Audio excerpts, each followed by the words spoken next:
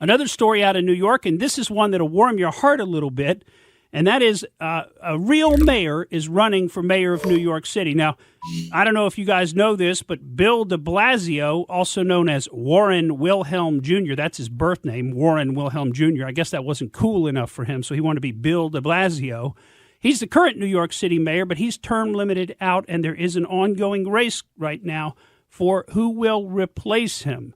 Now, I don't know whether Curtis Sliwa has a chance, but I'll tell you what, if you've ever heard that name, and it's a name should go back to the 1980s. I don't know if you remember some of the TV shows back then with Charles Bronson, some of the movies, and, the tough New York. And then out came these guys in New York called the Guardian Angels.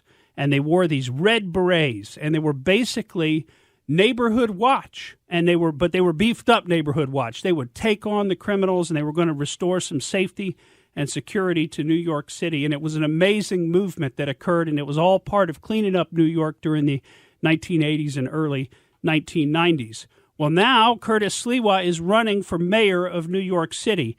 And what happened last week, he was having a press conference down at Penn Station, and it was interrupted by a homeless man. The man admits he's got mental issues. We're going to play a clip for you because this is one of the most touching things I've ever seen. And, it just shows you how much different Curtis Sliwa is than all the other politicians that are running for mayor, because this man came and interrupted his press conference. He came out from behind the podium, put his arm around the man, started talking to him, totally diffused the situation, actually got the guy help. At one point, a police officer came over to kind of take the guy away, and he says, no, it's okay. Leave him alone. I got this. And, you just think, here's a guy who should be mayor of New York City. Here's a guy demonstrating all those principles that we say we want our leaders to have, and I surely hope he has a chance for it. Now, I want to play this clip for you, and I've tried to up the audio so you can hear it, because like I said, he walks around from behind the podium. And so the microphone was actually now behind him pretty significantly, so the audio got very quiet. I've tried to boost it up in certain parts so that you can hear this interaction between Curtis Sliwa and a homeless man at Penn Station. Listen here. Outreach whatsoever. This is Curtis Sliwa speaking. Station or the surrounding areas. That has to be dealt with. And the police have got to put zero tolerance. It's a perfect example. Yo, what's up, man? What's your name?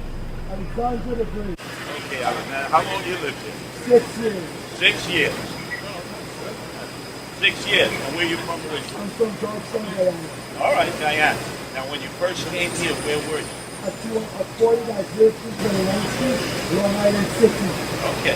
How did you end up here, the Penn Station area? I got lost in the room. Have you ever been hospitalized? A lot of times. Where? Belgium. Okay. But you're supposed to be on medication? Yes. What kind of medication? ADHD. Would you rather be somewhere else than Penn Station? It's okay. It's okay. It's okay. It's all right. It's all right. Puts his arm around. It's okay. We'll take care of you, okay? Okay, buddy. I've seen you here many times. Many times. Many times. Many times. Many times. You shouldn't be out in the streets. You shouldn't be in Penn Station. I just don't want to take advantage of you guys. You're not taking advantage. This is our responsibility. I'm running for mayor. I'm going to make sure that you and your other friends down here are taken care of, okay? Okay, buddy. It's all right. Good. You want to stand with us while we continue? Yeah, why don't you stand right here with us? Isn't that amazing? He totally diffused the situation, turns the guy essentially into a supporter of his right there on the spot, just because he had humanity, compassion, and actual real human concern. This man just wasn't another statistic that he could use to up the city's budget or to accomplish some program, some communist program like Bill de Blasio wants to do. He took a look at this man as a human. I found it very touching. Oh my gosh. Yeah. To hear him talk to him, that's the thing is I think people in that position often feel like they're not looked at like human beings, and he went beyond that. Does he have a chance at winning? I don't know. You got to think in New York City, I guess anything's possible. The Democrats have a pretty rock solid hold on things. I don't know that he's got a shot, but boy, he deserves to be mayor. He would probably be the greatest or second greatest mayor in New York's history if he was mayor. I mean, a guy like that, just wow. I encourage you to go out there and find that video. You can watch it yourself, and you can see the actual interaction with the man. I mean, he doesn't have a shirt on. I mean, it's just amazing. Curtis is in a suit, and he still puts his arm around him, again, just treats him like a human. And we need so much more of that in our society. We need more of that, especially from our leaders. Thank you for listening to the Morgan Streetman Show.